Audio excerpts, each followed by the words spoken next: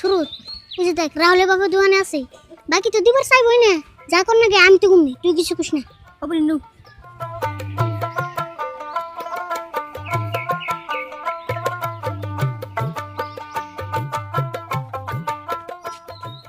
আরে ফুল শুরু তারপর কি এনে গাইলা তোমার কাকা বাইতে হয় নাই দোকান বাকি যেতে নাকসাল মেলা দিন হয়ে গেল। সুরত বয়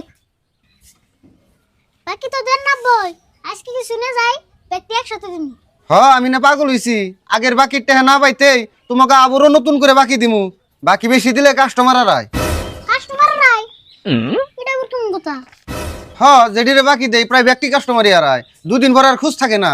আচ্ছা আমি পুরান বাকি জানি কত আসাল কে সেদিনে সুরতের কাছে কয়ে দিছি 2160 টাকা। বাকি এত টাকা বুকে না বুঝতে দাম বেশি ধরছ বেশি তলব ধরুম ওই আমার কাছ থেকে বাকি মাল নিলে আমি বেশি করেই ধরি ওইটা খারাপ পাই লাভ নাই। এটা কিন্তু খারাপ কথা বাকি নিলেও তো কদিন পরে দিয়ে দেই ওই জায়গায় আমি দাম বেশি ধরে বেমানি করো কে বেইমানি মনে হইলে নিও না আমি কি তোমাকে বাকি নিবে নাকি কই আমি যদি ইড়ু দাম বেশি নাই ধরা হারি তাহলে আমার বাকি দিয়ে লাভ কি। আচ্ছা ওবনি খালি আজকে ওটা বাকি দাও বাইতে বাজার একবারই নাই তোমাকে তো আর বাকি দিম না বলে ভাবছি। আচ্ছা ব্যক্তি বাকি কবে দিবে তাই কছো আগে। হেই এত চিন্তা করছো কে এক সপ্তাহ পরে কাকাইফু আইলে ব্যক্তি দিন হবনি দেহুমনি কি কিনিবা তাই কও আর আরো কথা দাম গুলো একটু বেশি করে ধরমু। ওবনি যা ধরে ধরে নি আগে দাওছেন কও তাহলে কি কিনিবে। এই ধরো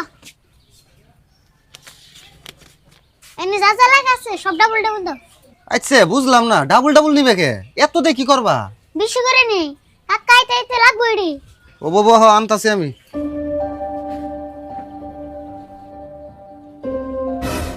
ও এরফু এত বেশি করে নিসকে দাম আরো বেশি ধরতেছে হিজন তো বেশি করে নিতেছি তুই বুঝ না চুপ থাক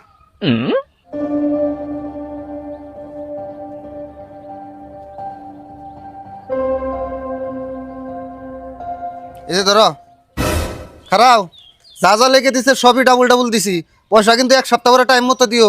ওবনি চিন্তা করে না মনে তোমার কাকা লম্বা বসে বাইরে যাবো গা